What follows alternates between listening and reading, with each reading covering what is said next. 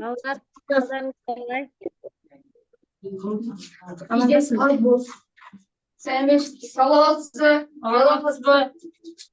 Саламатсыздар ма? Түгелсіздер ма? Beş балдар. Bize dur. Екі оқушы алып еді. Сізде дауыс естілмейді, бізде екі оқушы жоқ.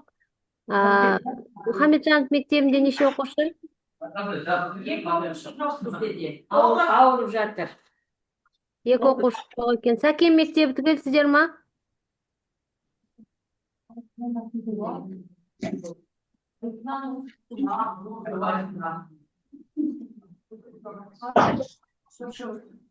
Түгел. Сәкен мектебі түгел. Босаға мектебі.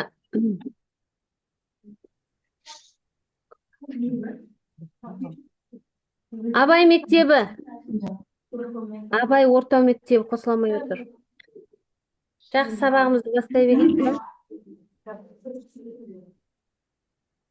Балалар, біз өткен сабақта қандай тақырыптарды өттік?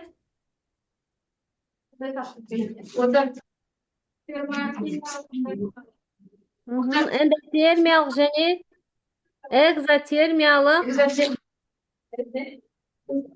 реакцияларды өткен болатынбыз, иә? Экзотермиялық реакция дегеніміз не? Балдар.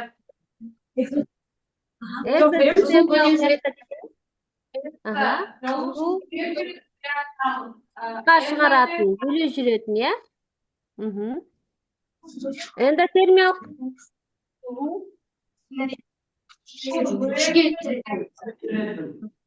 жылу сіңіре жүретін реакциялар, иә? Не надо? Білімлен ташақшы. Енді қазір сондай реакцияларды көрейік, иә? Видеосын көріп алайық, содан кейін барып ары қарай сабағымызды жалғастырамыз, иә?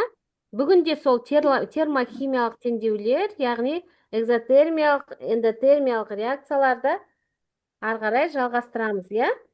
Термохимиялық реакциялар деген тақырып.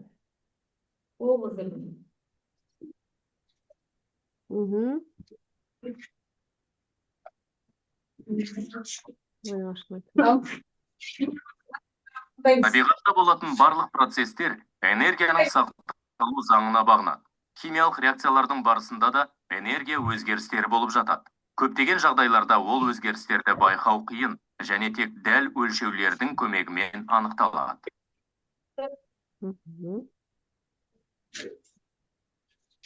Химиялық реакция кезіндегі энергияның өзгеруін қарайық, балалар. Реагенттер химиялық реакция барысында өнімдерге айналған кезде әрекеттесуші заттардың ішкі энергиясы артады, немесе кемиді. Өнімдердің ішкі энергиясы мен реагенттердің ішкі энергиясының арасындағы айырмашылық қалай өзгереді? Ол қоршаған ортаға бөлінеді, немесе қоршаған ортадан алынады. Мысалы, кальций оксиді мен судың арасындағы реакция кезінде сынау қызады. Реакция кезінде қоршаған ортаға жылу түрінде берілетін энергия бөлінеді. Алайда сынап екі оксидінің ыдырауы үшін сынауық тұрақты түрде қыздырылып отырылуы тиіс. Себебі олай болмаған жағдайда реакция тоқтайды. Бұл жағдайда энергия жүйеге қоршаған ортадан берілуі тиіс.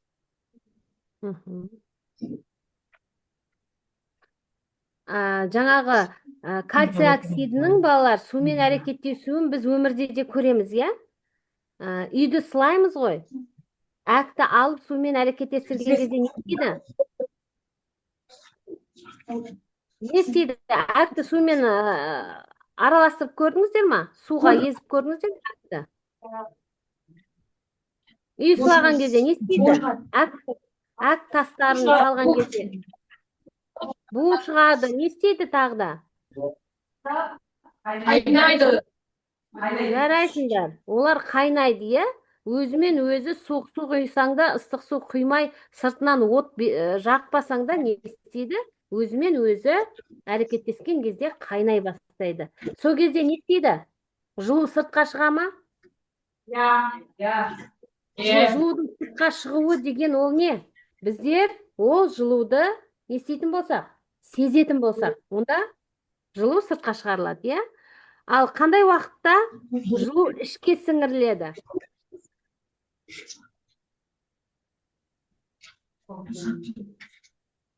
Қандай уақыт? Оны қай жерден сеземіз біз? Ішке жылудың сіңіріліп жатқанын қалай сезуге болады? Тұрмыстық жағдайда сезе аламыз ба? Иә. Қалай? Мысалы, тыныш сөйлейді. Мұхамеджан мектебінен біреу айтқысы келді. Кім айтады? Жылудың сіңіріліп жатқанын кім сезді? Тұрмыстық жағдайда.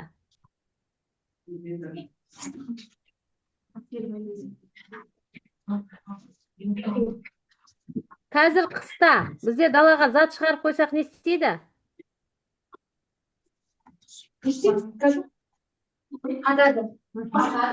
Қатады. Яғни жылуды не істейді? Сыртқа шығара алмайды уже.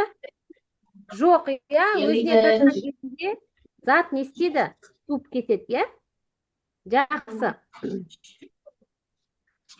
Енді термохимиялық реакция дегеніміз не? Түртіп алайық, балалар. Жазып алыңдар. Параграф. 22-ші параграф, 73-ші бет, термохимиялық реакциялар теңдеулері бойынша есептеулер.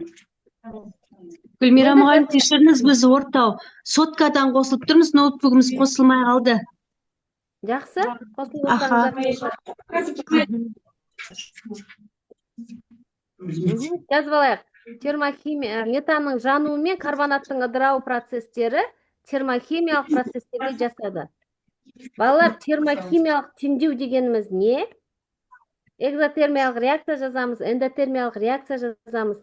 А термохимиялық теңдеу дегенді қалай түсінеміз?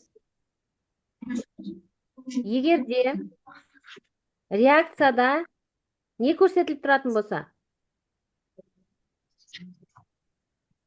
Термохимиялық теңдеулер деп атаймыз.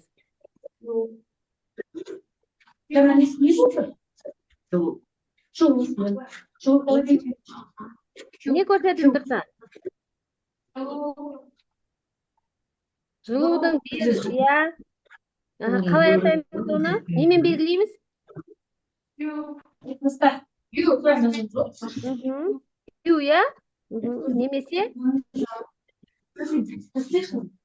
қанша энергия бөлініп тұрғаны көрсетіліп тұратын болса, иә?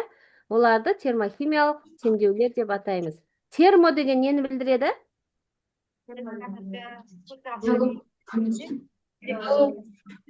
Иә, энергияны білдіреді, иә, термо деген. Жақсы, жазып алдық па? Құрметті бірлестік жетекшілері, Жазып алған болсаңыздар, ары қарай жүре берейік. Сіздерге жіберейін. Суретке түсіріп алып, және көрінбесе қазір. Көрінбесе суретке түсіріп алып жазсаңыздар болады. Немесе неге жібердім? Әріптестер. Көрінбей жатса деп жіберіп қойған сен.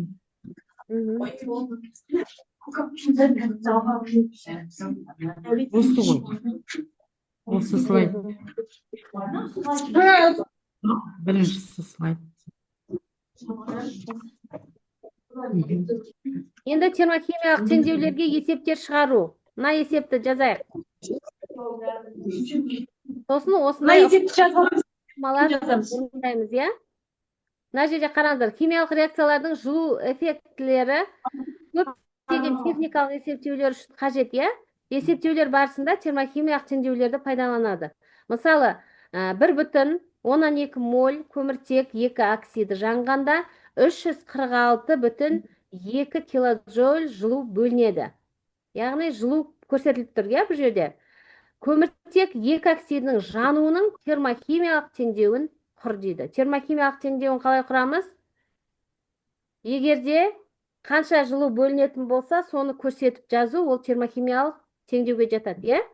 Яғни не істейміз бұл жерде? Қараңыздар. Көміртек 2 оксидінің жану реакциясын теңдеуін бірінші не істейміз? Жазып аламыз, иә? Жазып алыңыздар. Реакция теңдеуіндегі коэффициенттерді ескере отырып, пропорция құрамыз.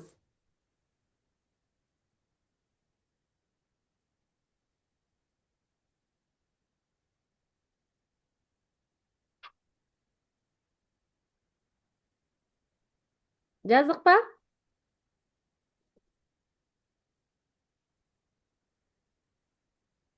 Бірінші берілген жазып аламыз, иә? 1,2 моль. Және ол жанған кезде 346,2 килоджоуль жылу бөлінді, иә? Сонда 1,2 мольда 346,2 килоджоуль. Ал реакция теңдеуінде мына жерге 2 моль қайдан келді, балалар? Қараңыздар. СО қосу О2 деп реакция теңдеуін жазып алдық қой. Ал жазған кезде не қойдық алдына? Коэффициенттерін қойып шықтық, иә? Міне осы коэффициентті алып отырмыз біздер. Реакция теңдеуі бойынша 2 моль СО жанғанда қанша килоджоуль бөлінеді? 1,2 мольда 346, ал 2 мольда X деп аламыз. Пропорция арқылы не істейміз? X-ті табамыз, иә, осы жерден. Сонда жауабы 577 килоджоуль шығады. Жауабын дұрыстап жазып қойыңыздар, ары қарай тапсырма орындаймыз қазір. Сонда осы реакцияны жазамыз, тек қосу 577 килоджоуль деп көрсетеміз. Бұл неге жатады? Не нәрсеге жатады бұл теңдеу? Термохимиялық теңдеуге жатады, иә? Жақсы, болдыңыздар ма жазып? Түсінікті ма?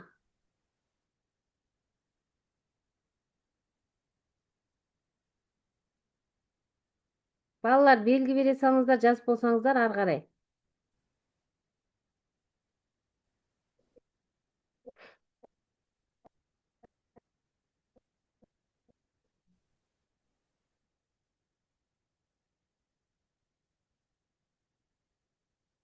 Мына жерде қараңыздар, процестерді дұрыс сипаттамасын белгіле деп тұр. Жаңа көрдік қой, иә, термохимиялық, эндотермиялық, экзотермиялық реакцияларды, иә? Енді мына жерде мынандай жаттығу болып тұр, қараңыздар. Процестердің дұрыс сипаттамасын белгіле. Бұршақ пен топырақты араластыру кезінде не болады? Реакция кезінде жылу бөлінеді ме? Процесс жылумен қамтамасыз етілуі тиіс пе? Процесс кезінде жылу тасымалданбайды дейді. Қайсысына жатқызуға болады? Сәйкестендіру керек. Бірінші кім сәйкестендіреді? Басында видео көрдік қой, балалар? Сол бойынша. Кейбір реакциялар не істеді? Сыртқа шығарды, иә? Әрекеттескен кезде. А кейбіреулерге сырттан не керек болды? Жылу керек болды. Енді сол бойынша мынаны не істеу керек? Сәйкестендіру керек. Сәкен мектебі біріншісін. Бұршақ пен топырақты араластыру. Физикалық процесс жылу бөлінбейді немесе сіңірілмейді. Қайсына? Жылу қайда апарайын? Физикалық. Реакция кезінде жылу бөлінеді. Процесс жылумен қамтамасыз етілу қажет. Процесс кезінде жылу тасымалданбайды. Қайсына апарайын? Тасымалданбайды. Жылу тасымалданбайды. Жақсы. Тасымалданбайды. Жақсы, Сәкен мектеп жауап берді. Ары қарай.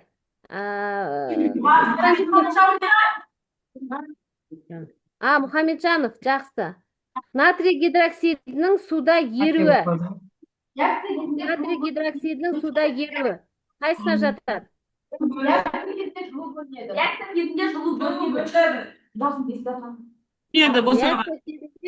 бөлінеді босаға дейді. Жақсы. Бұл натрий гидроксидінің суда еруі. Натрийдің емес. Жақсы. Йодтың сублимациясы. реакция кезінде жылу бөлінеді. Процесс жылумен қамтамасыз етілуі тиіс. Жақсы. Осыған ба кім жауап беріп жатыр? Босаға мектебі ма? Жақсы. Ары қарай. Фильтрлеу. Фильтрлеу. Қайда жібереміз? Тез етіңіздер. Жылу тасымалданбайды. Жақсы, ары қарай. Калий перманганаты ыдырау арқылы оттекті алуда? Процесс суымен қамтамасыз етілуі тиіс. Жақсы. Ары қарай. Газ жанарғысының қосылуы. Реакция кезінде жылу бөлінеді. Реакция кезінде жылу бөлінеді. Жақсы жібердік. Ал тексеріп көрейік, иә? Жарайсыздар. Бұл не деген сөз? Видеоны көріп, жақсы түсіндік деген сөз, иә? Жақсы, ары қарай кеттік. Реакцияның жылу эффектісі. Көптеген химиялық процесстер Бірінші қарап алыңыздар, атом мұқият. белгілі бір тұрақты қысымда, әдетте атмосфералық қысымда жүріп жатады. Осындай жағдайдағы жүйе мен қоршаған ортаның арасындағы жылудың алмасуы энтальпия өзгерісі деп аталады және дельта H деп белгіленеді. Энтальпия деп аталады, дельта H деп белгіленеді дейді, иә? Міне, жазып алайық балалар.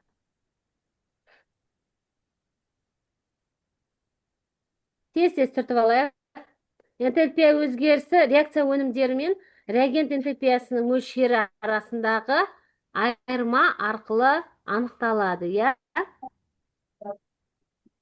Дельта H өнімдер реагенттің дельта H-ын алып тастағанға, иә? Дельта H мәні оң болса, жылу сіңірілетінін, ал теріс болса, бөлінетінін білдіреді. Оны білеміз, иә?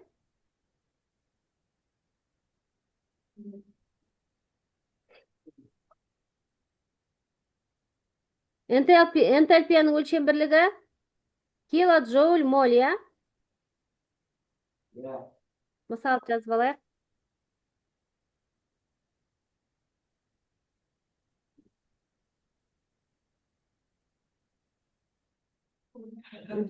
Енді бір тапсырма орындайық, балалар. Жазып алыңыздар ма?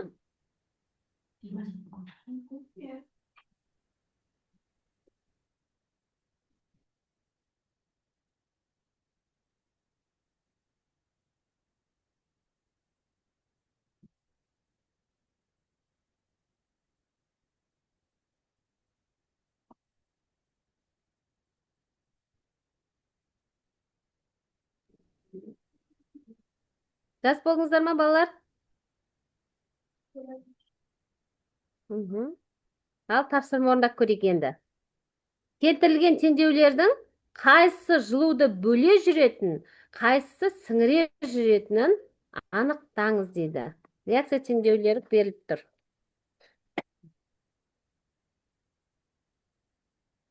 Мына жерде дейді, дельта H 0-ден кем болса дейді, иә?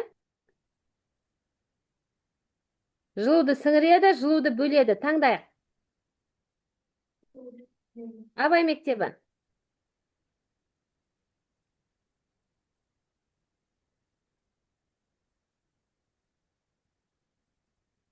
Не істейді мына реакцияда? Жылу бөлінеді ма, сіңіріледі ма? Бөлінеді.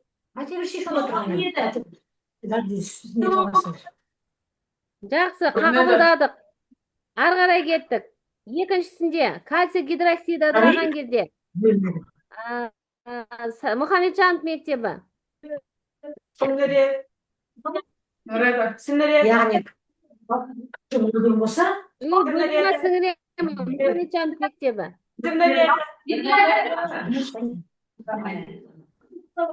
Сіңіреді дейді. Дұрыс па? Ары қарай.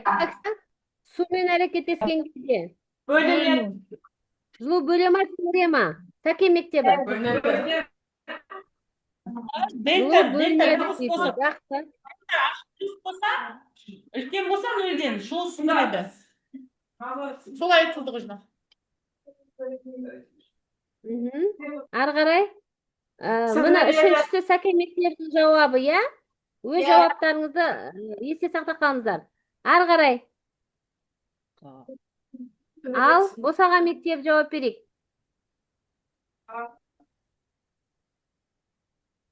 Қайсы болады? Жылу сіңіріле ма, бөліне ма? Сіңіреді. Бөлінеді. Босаған мектебі. Үлкен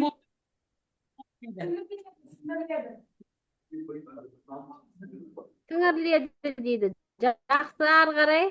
Калий перманганатының ыдырауы вида болды, иә? Бөлінеді. Ортау мектебі. Ортау мектебі барсыздар ма? Бұл кісілер соткамен қосылып отыр. Саранжұрт мектебі. Сіңірледі.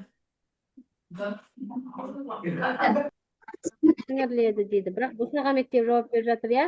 Жақсы, ал тексеріп көрейік. Тамаша. Яғни делтаж. Суперсіз лайктерге. Ол деген сөз тақырыпты түсіндіңдер деген сөз, иә? Жақсы, рахмет. Ал экзотермиялық реакцияларды көрейік. Реагенттер ретінде Мұқият фосфор тыңдап алыңыздар, тапсырма болады. судан және өнім ретінде фосфор қышқылынан тұратын жүйені қарастырайық. Реагенттердің температурасы қоршаған ортаның температурасымен бірдей. Алайда реагенттерді өзара араластырған кезде термометр температураның артатын көрсетеді. Бұл реакция барысында жылу түрінде белгілі бір мөлшердегі энергия Жаңағы бөлініп, әттің реакциялық қайнап қоспаны жатқаны, иә? қыздыратындығын білдіреді. Бұл энергияның қайнар көзі не? Екен ғой. Бастапқыда су және фосфор 5 оксидінің молекулаларынан тұратын жүйе белгілі бір энергияға ие болады. Фосфор қышқылының түзілуі энергияның қоршаған ортаға бөлінуін тудырады. Сол себепті жүйенің ішкі энергиясы кеміді. Яғни өнімнің энергиясы реагенттердікімен салыстырғанда азырақ. Және сол үшін энтальпия өзгерісі теріс мәнге ие. Берілген реагенттерден фосфор қышқылының түзілу реакциясы экзотермиялық реакцияның мысалына жатады. Яғни экзотермиялық реакция дельта H 0-ден не болады екен? Кем болады екен, иә? Жаңа айтып кеткен бойынша. Жақсы, ары қарай.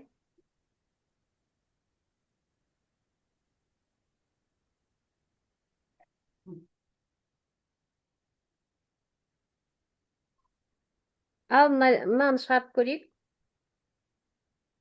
Үшінші жаттығу. Барлық жану реакциялары экзотермиялық болып есептелінеді. Элементтердің оттекпен қосылуы жоғары температураларды тудыратын ауқымды энергия көлемін бөледі. Көміртек жануының энтальпиясының өзгерісі дельта H минус 397 килоджоуль моль. 1 килограмм көміртектің жануы кезінде қанша энергия алынады? Реакция теңдеуін жазыңыз дейді. Ал, мына жерге бар ғой, не жазайық? Карандашпен жазсаңыздар болады. Немесе дәптерге шығарып жіберуге болады, иә?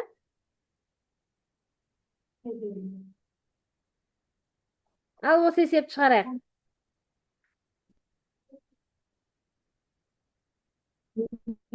Көміртек жануының реакциясын жазуымыз керек, иә?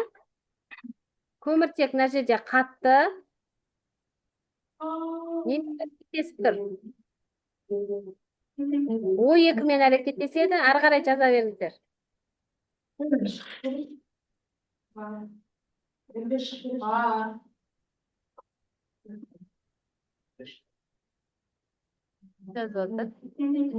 Тәке мектеп жазып жатыр ма? Жарайсыздар.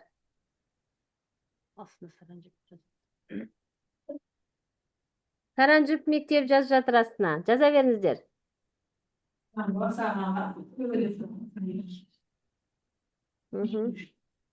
Ал басқаларыңыз соткамен кіріп отқандарыңыз әріптестер. Оқушылар шығарып, дәптерге суретке түсіріп жіберуге болады, иә?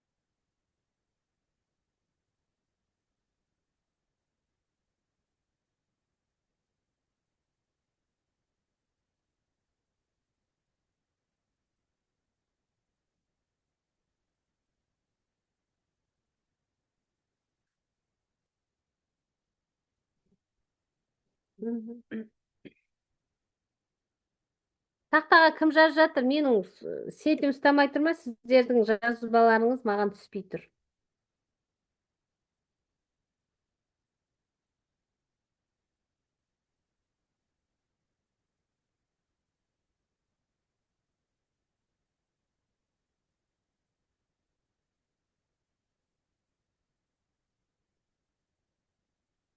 Шығарып жатырсыздар ма? Босаға мектебі?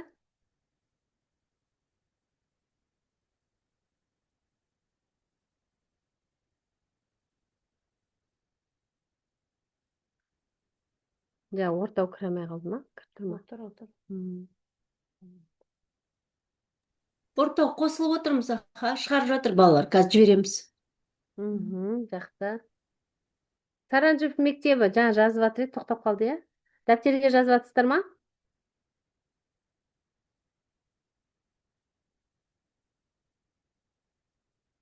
Орындап жатыр балалар.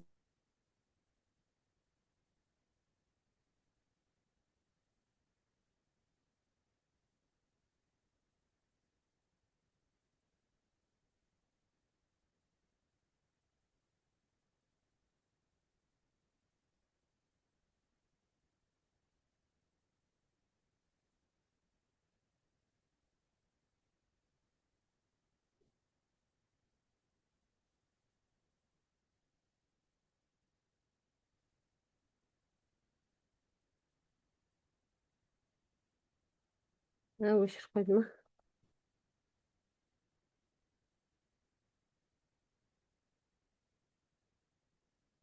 Есеп шығарсаңыздар чатқа жібере беріңіздер, иә? Мен қарап отырмын.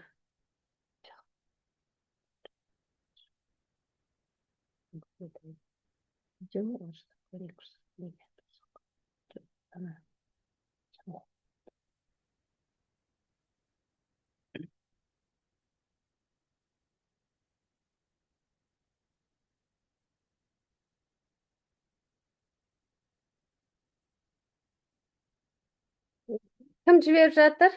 Босаға мектебі. Жарайсыздар. Ендеше балалар, эндотермиялық реакцияны бір көрейік, иә? Экзотермиялық реакцияны көрдік.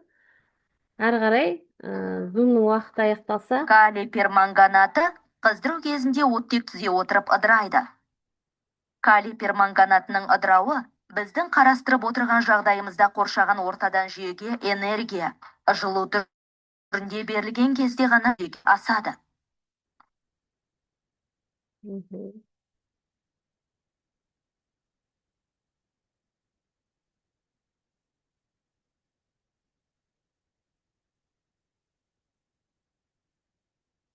ал мына жерден эндотермиялық реакция процесін таңда деп тұр. Мына тапсырманы орындайық. Жаңа экзотермиялық реакцияға орындадық қой, иә? Дұрыс жауап саны 2 дейді. Мынаның қайсысы эндотермиялық реакцияға жатады? Таңдап көрейікші. Ортау мектеп сіздер орындап қойдыңыздар ғой. Ал ортау мектеп жауап берсін. Қайсы эндотермиялық реакция? Кальций оксидінің ыдырауы ма?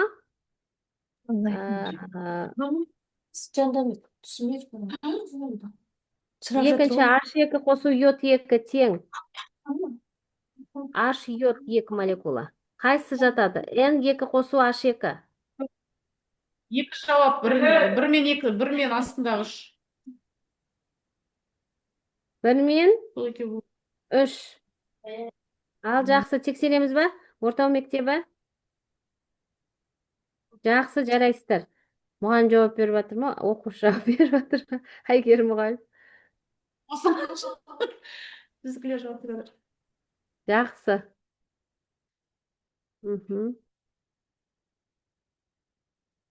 Мына жерде қараңыздар, эндотермиялық реакциялар. Берілген сызбаны зерттеп, сұрақтарға жауап бер дейді. Бірінші сызбаны қарап жақсап тұрып, иә? Диаграммалардың қайсы экзотермиялық процесті, қайсы эндотермиялық процесті көрсетіп тұрғанын анықта дейді.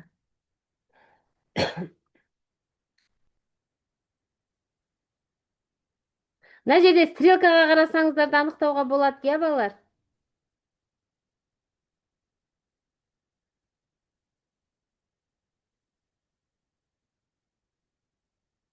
Ауызша айта салайық. Кім айтады?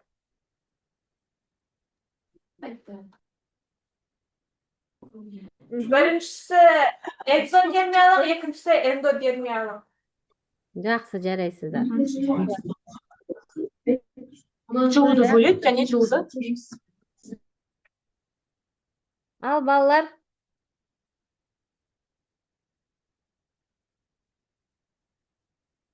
енді 75-ші беттегі тапсырмаларды орындайық, иә? А, Б, С нұсқасында тапсырмалар берілген. Массасы 32 грамм метан жанғанда қанша жылу бөлінеді дейді. Егер реакция теңдеуі мынандай болатын болса. Әріптестер, ары қарай жалғастыра беріңіздер кітаптағы тапсырмаларды орындатып.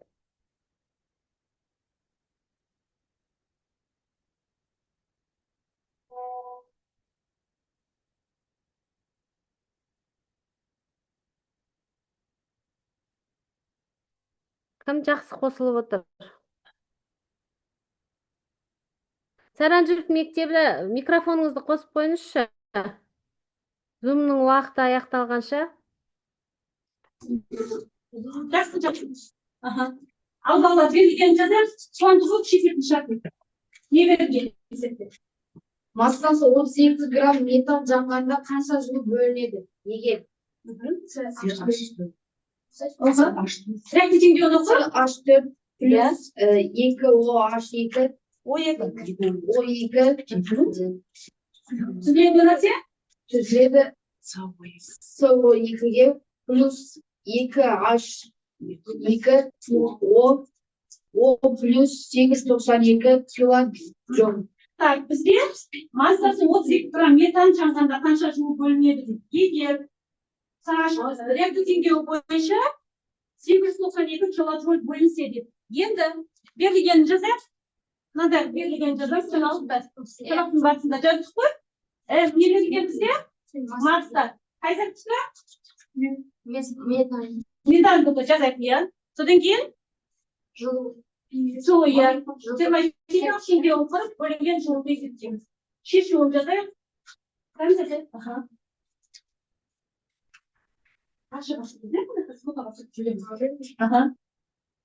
Шешуі, реакция теңдеуін жазамыз. Біз 38 грамм метан жанғанда бөлінетін жылуды есептейміз. Пропорция құрамыз. 896 грамм, 892 грамм бізде CH4, яғни CH4-ті салыстырма молекулалық массасы қанша? 12. Сонда CH4-ті салыстырма молекулалық массасын есептейміз, яғни ол қанша грамм? Ол бойынша бөлінген жылуды 892 грамм. Бізге есептеу керек, 32 граммда қанша жылу есептелген бөлінген. Шешуі, реакция теңдеуін жазайық.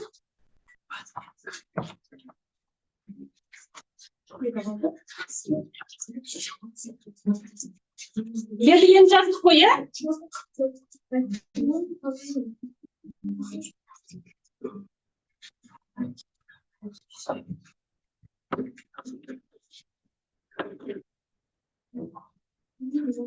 Реакция теңдеуін жазамыз, не түзіледі?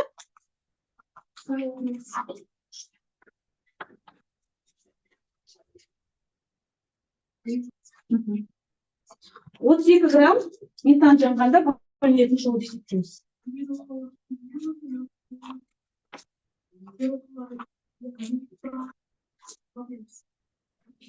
Плюс 800 қанша? 92 килоджоуль жазамыз да деп, маған сымай қалды, иә? Мынаның алдына 2 қоямыз.